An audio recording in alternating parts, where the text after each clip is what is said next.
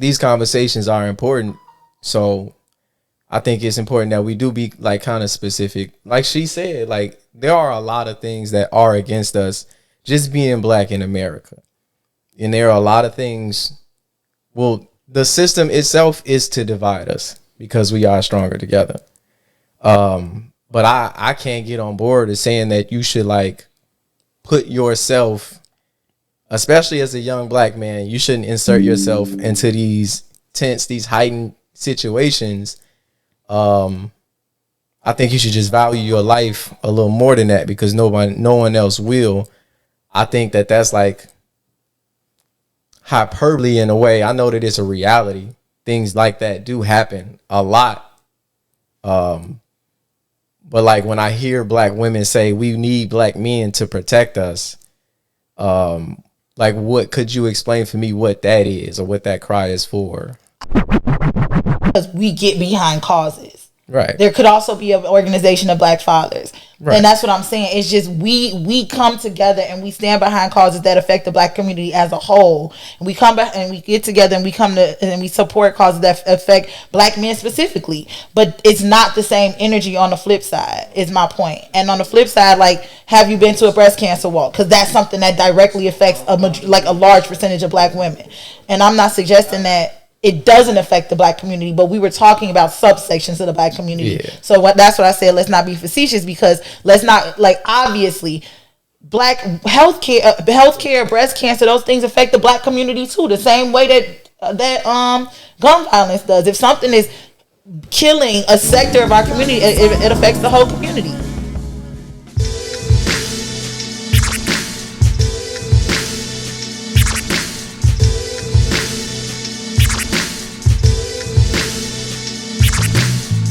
Welcome to the Chicago Black Delegation podcast. I'm your host, AC, aka High Thinking.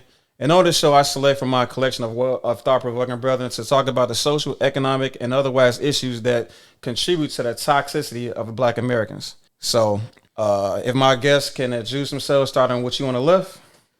Like it or not, act the great through Willie. I'm just Sabrina. Joe. On this episode, we're gonna be talking about the protection of black women. I wanna get the ball rolling by saying this: black women, the authentic ones, arguably the most spiritually in tune group on the planet, confirmed by science that have been the matriarch of the earth. Despite that, as told by Malcolm X himself, black women are the most disrespected and unprotected group in at least the United States. Unfortunately, according to studies, this rings even to today. We at the Chicago Black Delegation cannot push the conversation forward without strategizing the protection of the black woman. So, on this show, the Chicago Black Delegation, I always start every show by asking simple identifying questions. So whoever want to get the ball rolling first, what will you all say to be the biggest danger to black women in America?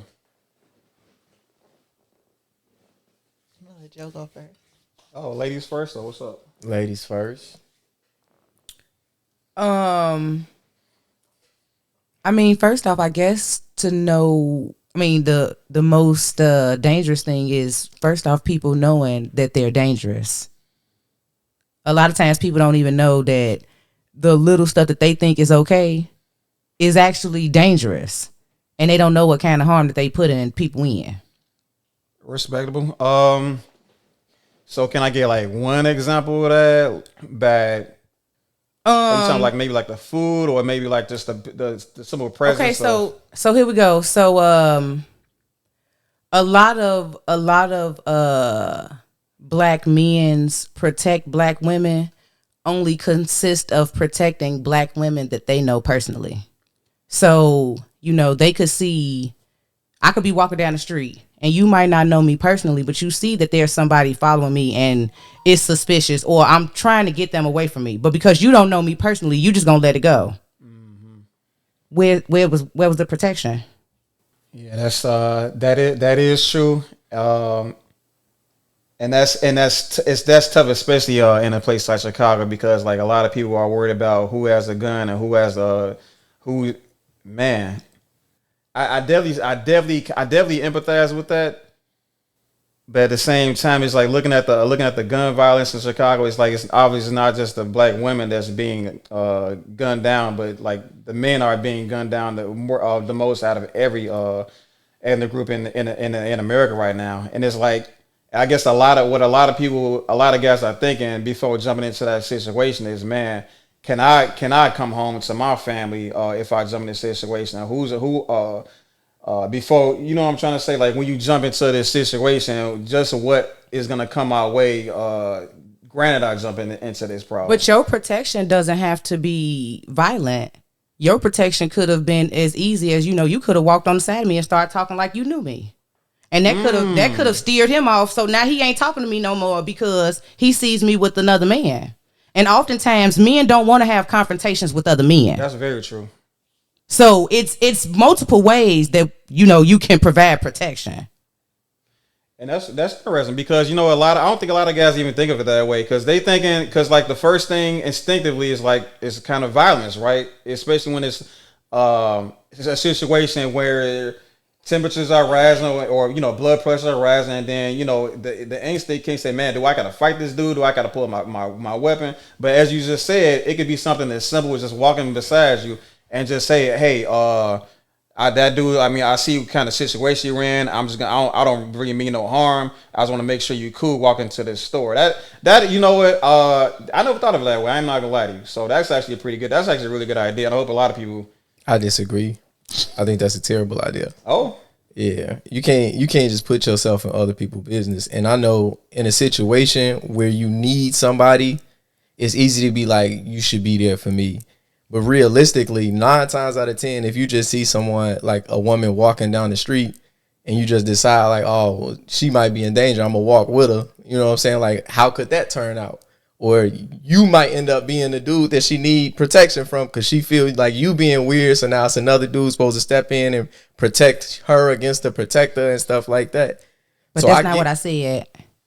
I'm talking about when you can clearly see that a woman is getting unwanted attention from somebody. It's prevalent. She's telling him, no, I'm cool. It happens a million times at the gas station. So I will ask you this question though. So at that position where that woman is walking somewhere, it could be store, it could be to a car, wherever, but she's feeling vulnerable at this time when people are catcalling her or trying to make advances at her. She getting unwanted attention. He real does raise kind of a point because sometimes women are like that. Women at that particular time is highly irate at that particular time. So if another man steps up next to her, it's like. I'm wondering how difficult it's going to be to have her rest. Because right now, I know a lot of people like to say this masculine stuff. I don't like the masculine, feminine. I personally don't use that language. But at that time, she's feeling very defensive, right? So when a man walks up next to her, no matter who it is, she may, like, what do you say? Okay. I'm gonna pose the question like this.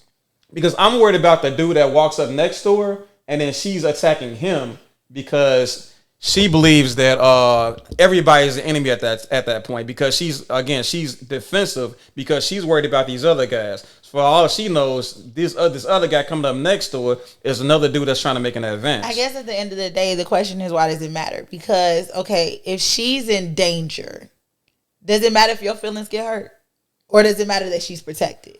So, like, at the end of the day, even if she lashes out on you, that's your feelings getting hurt. That's words. Whereas we're saying this person may be in danger. Hey. So it's like, is it worth it for you to put yourself out there to try to protect that black woman, even if it might mean backlash against you, if that backlash is only words? True. So this is why I think I want to say, in the event that this were to happen to a young lady, he has to be vulnerable. He has to be vulnerable with the woman at that particular time and accept the fact that he's gonna receive some kind of pushback on trying to show some courtesy with this woman. But I want to say I really want to try to get the message out there to the young ladies, is understand who your enemies are and then just be at ease when a man comes up next to you and It's is not just trying that to help. easy though. It's just definitely not. It's It's definitely not that easy because you never know what that man's intentions are. If I don't know what your intentions are, why am I gonna be at ease as a woman? Like I don't know if y'all understand. We always worry. We always worry because y'all stronger than us. So at any moment, I'm not gonna say it like a universal, but I'm gonna say me personally. When I'm walking down the street, I'm always concerned that like at any given moment, y'all could just be like, okay, I feel like being on that with you. And if y'all feel like being on that with me, y'all can overpower me. That's true. So this is just the state of mind that we in. We have to be nervous. Yeah. I teach my daughter that. Like, you can't just let your guard down. So, like, I'm not going to tell a woman, like, oh, be cool. His intentions are good. Recognize who your enemies are. Because there are plenty of men who come at you with, like, acting like, oh, okay, I'm cool. You can let your guard down. And then those are the men that take advantage of you. The majority of women who actually are harmed, raped, killed, who are beat, it's their significant other who does it. So you can't say know who your enemies are, because it don't matter how much trust or how much love or how much whatever I think that person has for me. A lot of times that's the person that does I don't want to take that statement a little too far. I'm just talking about in the situation that we're in where a woman is being. So I think now is a good time to define what danger is. Absolutely, because no, I agree. Like, okay, I don't even necessarily think about the idea of like I'm in a gas station being catcalled, because I mean that's happened to me 100 times, but I've never been touched. I've never been hurt. I mean, a guy has like cursed me out, called me a B word because I didn't want his number, but like, okay, that's my like that didn't even affect my feelings, but that doesn't matter. From my perspective, the biggest danger to Black women is systems. It's systems in our country who are set out to sit back and separate us from Black men. It's systems in our society, like the hospital system, for instance, literally set out to protect us, and then turns around and we the number one like sector that dies during childbirth. Like these systems that are putting words in our mouth that are attacking us when we're coming to them looking for assistance. You think about the welfare system. Oh, okay, you can get all of this aid and everything else if you're not married or if you don't have a man in your house or whatever, and set up where it broke down a Black family. So I agree that like we have to start thinking critically about what danger really is, like what's really harming us, what's really harming our people, and like not just think about it as this thing where it's Black men against Black women, because really if we came together we'd be dope, but these systems are putting us in a situation that are pushing us apart. Couldn't agree more. But about danger, right? We was trying to define danger. So I want, because this is your scenario, right, that you brought up. So what about, like, what can you define what this danger was in that scenario? So I don't know if y'all saw the video that was floating around Facebook where it was two guys. They saw a guy in a truck. It had no windows and he was parked outside of a school. We don't play that shit around here, bro. Like, you in a whole Black man, bro. Word. Like, real shit. Like, you know, people out here getting kidnapped and everything, bro. We saw a Black van. He was like, hell no. And you really don't got, bro. Bro, what the fuck is this, bro? Huh? That ass, my nigga. Who are you, bro? That ass, bro. Who are you, bro? Where you come from, bro? Nah, for real. Where you come from? I live in Jersey. Where? What the? Nah, get these plates and everything, bro. Like, who are you? Where you come from? What the fuck is this? Like, I never ever seen you. They got spray paint on this shit. You was just sitting right here, my nigga. Like, what are you trying to do, bro? Ain't nothing but kids about to start coming to the school, my nigga. This shit crazy. Where at? You don't play that shit. Where at? What corner? What's the name of the block? What's the name of the block? Just say the name of any block. Or what block are you on? She lives there. What's the name of the block? I don't know. Bro, get the fuck out of here, my nigga. Real shit, bro. And keep it going fast, bro. Yo, that's some crazy. That's crazy. So the guy was parked outside of school before school opened, and they was trying in a big truck. Yeah, and I saw that. And so you saw how the guys intervened and got him up out of there. That's the kind of protection that I'm talking about. It don't always have to be you can see it. Sometimes you can see stuff clear as day. This ain't right. Yeah, I think a truck in front of a school, that's an easy thing though. Like, cause why is it a rape van? Basically, it's a rape van in front of the school. True, but it's rape vans that be in the neighborhood all the time. It's raper men that's in the neighborhood all the time. And people know them and don't say nothing. Do you know them? I don't know nobody that's a raper, to my knowledge. Oh. But if I did, it would be put out. And I'm not sweeping nothing under the rug, because I can tell you that I wouldn't be knowing nobody. So let me ask you this then. What is it that you want black men to protect you from? Protect me from the same thing you would protect your mother from. Because you would want her to be protected. Right. That's like you answering the question with a question. Like I'm like specifically.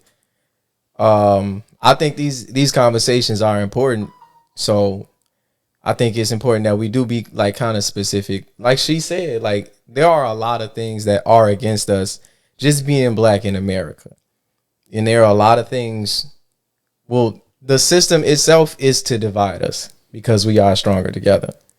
But I can't get on board with saying that you should like put yourself, especially as a young black man, you shouldn't insert yourself into these tense, these heightened situations.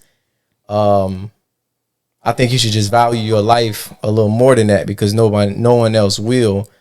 I think that's like hyperbole in a way. I know that it's a reality. Things like that do happen a lot. But like when I hear black women say we need black men to protect us, like what could you explain for me what that is or what that cry is for?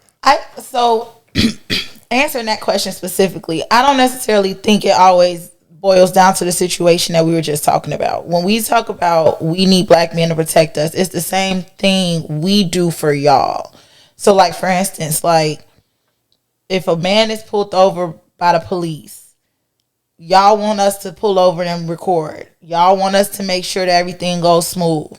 When people speak up and say black men ain't shit, y'all want us to come up and defend y'all. When the system holds y'all back from being able to be everything y'all could be in society, y'all want black women to tuck their excellence sometimes. And I don't want to say coddle. Coddle might not be the right word, but meet y'all where y'all at instead of glowing in the glory that we've achieved for ourselves. And I think we want the same thing from y'all. When issues come up that only affect black women, we're the only ones talking about it. But at the same time, we're supposed to be there supporting white women because they're women. We're supposed to be there supporting black men because they black. But then when it's an issue that only affects black women, it's hyperbole.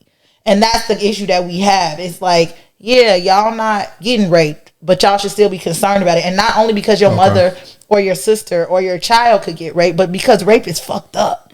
Y'all shouldn't only be concerned about black women dying in childbirth because your mother, your baby, your girlfriend it affects them. You should be concerned because that shit's fucked up. And that's what we're saying is like be as concerned for us as we are for y'all. Like when we see something it's only affecting y'all, we don't sit back and say, oh, we not concerned about it until we have a son or until we in a relationship. Like we be crying for George Floyd the way that y'all should have been crying for Sandra Bland. And that's what we saying is like we need those names shouted. We need y'all to be just as concerned about those young ladies whose pictures are on the wall at Walmart as we are concerned about y'all dying. And that's what we don't see. We don't see the same outrage. We don't see the same outpour about, oh, these issues affect black women. We don't see y'all on our side the way we on y'all side. Because we out there arguing about gun violence because y'all the main ones affected by gun violence. We're out there arguing about the police brutality situation because y'all the main ones getting the brunt of that. We don't only say when stuff affects us the way y'all do. That's more so what I feel like it is. It's not necessarily, oh, you, and it's like when you hear about something happen with one of your homies, are you taking his side or are you trying to hear both sides and like shunning your homie because he's beating on a woman? Or is it always taking her side? Like before all of this, we just heard Joe hop on his side and say, I know both of them and I know the situation and I'm riding with him. And but men that don't know the situation gonna say, F what his girl got to say, I'm riding with him. And that's the thing. We gonna sit here and try to figure out the truth. Whereas sometimes y'all just be on the bandwagon for the stuff that y'all care about and not the other side. Lack of empathy, right? You have to listen to both sides in order to fully engage the situation thoroughly and justly, right? I get behind that, and then everything else that you noted as far as like systemic problems that particularly target, or I would say particularly target black women, but even more so provable that black women are most suspectable too, right? So that definitely should be at the forefront of, or that definitely should be on every platform, right? Discussing. We shouldn't be the only ones that marches that matter to us, and that's just how it is right now. When we come out and we talking about healthcare, when we come out and we talking about issues with rape, or we talking about anything, that's a us problem. But then y'all expect us at y'all marches too, even though we not the ones that's getting gunned down by the police. The police rarely pull me over. I get what you're saying. I think that I can't really relate to what you're saying because I be at them spots. Like, I'm there for the Sandra Blands and the Corinne Gaines and the Breonna Taylors. Like, I be at the marches. I was at the demonstration yesterday. I don't know when this gonna come out, but Father Flagrant and G Herbo and them, we had a little march, a peace rally and all that. Like, and it was as many black men as women. But was it a woman's issue, or was it a universal issue that's affecting black people? That's what I'm saying. Right. You were at a peace rally because there's gun violence in our community, and that gun violence is primarily affecting whom? The black community. No, but and that's what I'm saying. You being facetious. I'm not. No. I'm just saying. I'm saying literally. Who is it? Like, who is it mostly affecting when we break it down to sections? Mostly affecting black men, but black women are on the receiving end of the highest homicide amongst women in America, and it's black men's fault. I was just gonna say who's doing it. I mean, come on. I'm not gonna lie. I'm not gonna lie about. Who's killing you? I'm not gonna lie about that. You know what I'm saying? But I mean, it's like you said, they men. I don't want to get into specifics about which emotions are you referring to as far as men not showing up and stuff like that. I will say men need to be more participant, because we all need to be more participant in all these matters regarding black folks. But at the same time, a lot of men also understand that just showing up and just marching is not really changing anything, right? I'm not even just saying showing up and marching. Well, I'm not saying you're wrong at all. You know what I mean? But like, what needs to happen is a systemic change. What needs to happen is us really finding people that can speak for us, right, and making these things happen on our behalf, right? Can I say something real quick? Yeah, go crazy, man. Yeah, so I wasn't being facetious. I was being literal, because you asked like I understand who the victims of gun violence are primarily, which are young black men. But you said, who do it affect? And the reason I said the black community is because there are organizations comprised literally of only black mothers who have lost their kids. You know what I'm saying? Their sons and their daughters. So I can't be like, oh, it only affect us because we the ones that's dying. But you know what I'm saying? It's a situation. It literally affect all of us. Right. I understand that, and I'm not suggesting that that's not true. But what I'm saying is, it's the reason why there's an organization of black mothers that's there is because we get behind causes. Right. There could also be an organization of black fathers. Right. And that's what I'm saying. It's just we come together and we stand behind causes that affect the black community as a whole. And we come back and we get together and we support causes that affect black men specifically. But it's not the same energy on the flip side, is my point. And on the flip side, like, have you been to a breast cancer walk? Because that's something that directly affects a large percentage of black women.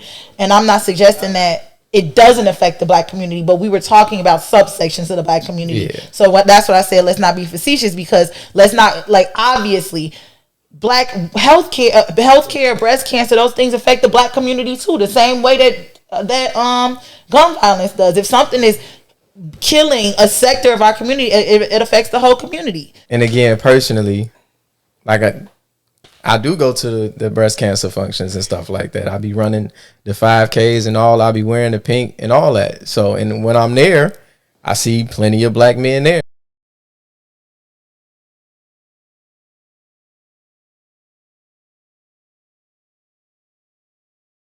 So I will ask you this: how does it look? The improvement of black male presence on black female issues. What would that look like? What would that have to look like to satisfy you? From my perspective, a lot of it is just not belittling the issues. So like a lot of times when we speak up about issues, you hear things like for instance, literally right now, Joe said, if you see something, react. Y'all said black men die. Black men are the victim. We can't put our lives in those situations. So it was automatically when she called out for in this specific situation, you could do something to protect the black woman. It was automatically a statistic about how black men are affected by things. Yeah. And so that's what I'm saying. We don't necessarily do that. So we stick our necks out in a way that it just doesn't necessarily happen on the other end. Like you hear outcries from my perspective, and like you said, like if you can't relate to it, that's on you.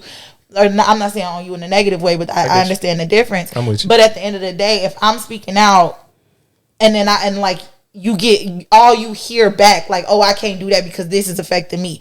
Or like when women step up in life, you get men attacking them, and it's like as if nothing else, like they haven't faced anything else. It's like, I can't do that. I can't do what you do. Or this anger, this jealousy in a way that's just like, can we get some kudos for the fact that we overcome the stuff that we've overcome too? And so I guess part of it for me is one, not being defensive, understanding that we all in it together. So if I'm stepping out and I want to support my thing or something that's affecting me, or I'm asking you to support something that's affecting me, don't hit me with, oh, something else is affecting me, so we need to support that. And then the two, tit for tat. the tit for tat is messy and it's ignorant. And also that if I'm speaking out on the issue, that I'm not directly speaking to you, but you can't say that it doesn't happen because I'm speaking from my own anecdotal. Right. Saying that it's like, and then I'm not down in what you said, but people say that all the time. It doesn't relate to me, or that doesn't pertain to me. So tell your guys to come out too next time you go. Make sure it's the same type of force and presence when it's a black person, when it's a black female issue as it is if it's a issue that mainly affects black men. And I get that, but that's the thing that I wanted to get to, because when we do show support, when black women need support, I do feel like black men are there. I don't think it looks the same because everyone else isn't there. But I do believe that black men are present. Yeah, when I'm at the breast cancer walk, I don't see black. Like, I'm not gonna say I don't see any, but it's definitely not the numbers that you see for other issues that affect black men. It's just the marketing sometimes. Like, so when George Floyd died, like, it was literally on every screen, on every device, 24/7. We didn't have nothing else to look at. So when they was like, we downtown, everybody was up in arms, we downtown. But for a breast cancer event, like if no one I know tells me personally, like, yo, it's an event, that's not going to be on my timeline. It ain't going to pop up. It ain't going to be an ad on my banner. That's what I'm saying. But that's going back to what I said. When it doesn't pertain to you personally, you don't care. You missing what I'm saying. I'm not saying I'm saying I'm not informed. You just said if somebody don't tell me personally that I'm not informed, but breast cancer awareness month is in October, right? So everybody knows when that is. So you can be involved if you want to be involved. Can I say something? Did you know that it was in October? I personally did not know. Did you know that? I didn't know it was. That's what I'm saying. Even if you don't know when it is, to me, it boggles the mind to say that the awareness just isn't there, because at the end of the day, they shut down the entire Lakeshore Drive for some of these brands, for at least one of the big ones that I go to. Then they have the one that what's her name does. She talks about it on the radio every morning. Kendra G, she gone now, but she would talk about it on the radio every morning. It was commercials about it, everything. So like that boggles the mind to me, the idea that you just didn't know about it. And then at the end of the day, part of why the George Floyd situation circulated the way it did is because people shared it, people were concerned about it, people spoke up about it. So I don't know. I'm pretty sure during Breast Cancer Month, there's something in your feed that shows something about breast cancer that you could have shared, and the algorithm would have figured out, like, oh, you interested in that, and then it would have got put on your radar. I say this: the only reason I be knowing that it's Breast Cancer Month is the NFL players wear pink shoes. Right, but that's it. A good point. That's it. So that's what I'm saying. It's like if you throwing a party and you just get mad because ain't nobody show up. It's like you didn't even invite me. But you saw the breast cancer pink on their shoes, so you could have went out and said, okay, where is that? That boggles the mind. At the end of the day, I've never seen anything about them turning the River Green for St. Patrick's Day, but I know every year they're gonna have a parade downtown for St. Patrick's Day, and if I need to know how to get there, I know how to find out. You know, every year they're gonna have a thing for Breast Cancer Month. You don't need to, you know what I'm saying? You don't need to see it come across your feed to actually be concerned. That's facetious to me. I don't know.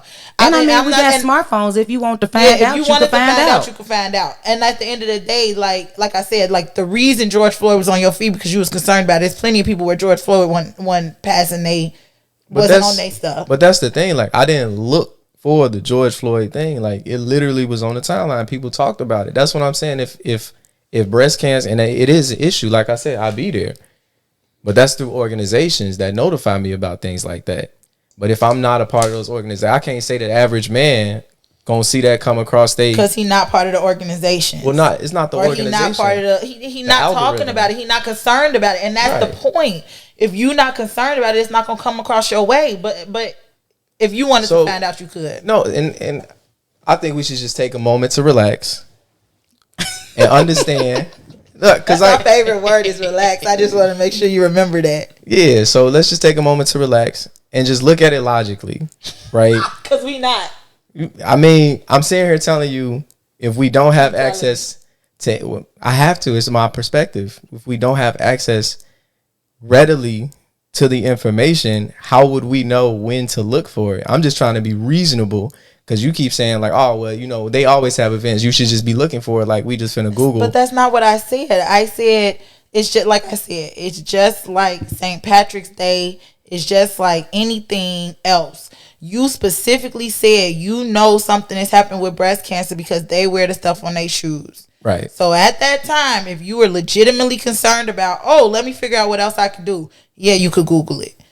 And at that point that you did the Facebook search or whatever, the algorithm is going to change for stuff to come across your feed. Right. But to me, it's insufficient. It is not. First of all, I take major issue with the idea that we needed to relax. I take major issue that we needed to think about it logically. I take major issue with the idea that we needed to be reasonable as I sit here calm with my hands folded. Nonetheless, the suggestion that because it doesn't passively come across your desk means you should not care about it or approach it or jump at the idea of being more involved, that's the problem, right? We're saying that y'all need to be more than just passive, clickbait type people. We want y'all to be concerned. All right. And concern means go look it up and get involved. So I'm going to ask you a question now. What is the most impactful thing anybody can do to for breast cancer awareness? The most impactful thing. I'm not going to suggest that I know everything about breast cancer, and I'm not going to suggest that breast cancer is affecting me personally in that way. I was giving an example. It affects all of us. I think we all here, all of us know somebody. I was giving an example in terms of impactful. I'm not the type that's gonna sit there and donate to a cause the same way because you never know where that money is going. True. I would think that the best way to do it is literally just to share things. It's literally just to get the awareness out there. I know people that have been affected by it and to tell stories about like early mammograms and things like that, getting people to the doctor earlier to make sure that they catching it earlier. All of that stuff is important. So I'm not going to tell you the best way. I feel like you got to figure out the best way. Like I said, I don't put my dollars into researchers' hands because you never know what that's going to go. But I know that part of the reason I do the breast cancer walk is because it's awareness. The more people you see out there, the more you're sharing, the more you're involved in it. And part of that is you getting in, like that could just be you being more involved with it on social media and getting the awareness out there. Because some black women just don't even know before they get diagnosis that this might affect them. Josie? What? The question I asked was, what do you think is the most impactful thing that we all can do as a community for? I mean, I agree. I agree with her because I mean, even going to the walks, even if you haven't had anybody that went through it personally, just you being there is a form of you being an ally. Okay. Rod, you want to add? Just close it out so I can. The most impactful thing you could do, I guess, like I said, you gotta talk about it because if don't nobody know, they don't know. Yeah, I was pretty much going to say the exact same thing as that. I think I'm not, the walks is great. All of these things is for the visibility and, everybody showing up for the awareness and stuff like that. That's definitely completely fine. I personally believe the best thing we can do is learn as much about it individually and then talk about it and then share the knowledge. Because like I said, again, nothing against anything that you did on the behalf of breast cancer awareness. I personally think that us getting that information out there is the most important thing ever that we can do to get that message out there that women need to go out early for these checkups to the doctor. So I want to get I want to put the message on the board here and want to have a quick conversation because this is what I found, right? Right here, we are at the Centers for Disease Control and Prevention, aka the CDC, and we're looking at a chart of the leading causes of death of females, non-Hispanic Black, in the United States for 2018. And this stuff doesn't change that much from then until now. Well, obviously, this is pre-COVID, so a lot of COVID cases, but that's a whole another can of worms. I don't want to talk about I ain't gonna say too much about 19 right now, but so right now we looking at all ages, female, and number one is heart disease, and this is the same for everybody. So it's definitely not an indictment on Black women for going out through heart disease. Then cancer, which is a lot of it is what we were just talking about, right? Breast cancer, stroke, diabetes, Alzheimer's, unintentional injuries. So that's referring to like mostly car crashes, which is way more prevalent than I actually realized. Actually, chronic lower respiratory disease, kidney disease. Can anybody help me with this one? I can't even see that. Septicemia, is that a word? And then we got hypertension. So from here, this is all ages, and I would say this isn't telling us everything that we need to know, right? So let's go a little bit deeper here. We're looking at by age group. Then things change a lot from this point on. So from ages 1 to 44, we actually see unintentional injuries being the leading cause of death with Black women. So again, these are I would say anything from car accidents to falls to all sorts of things. So it's a lot going. Beg your pardon? On violence. We'll get to that. All type of stuff. But it's not gun violence. Okay.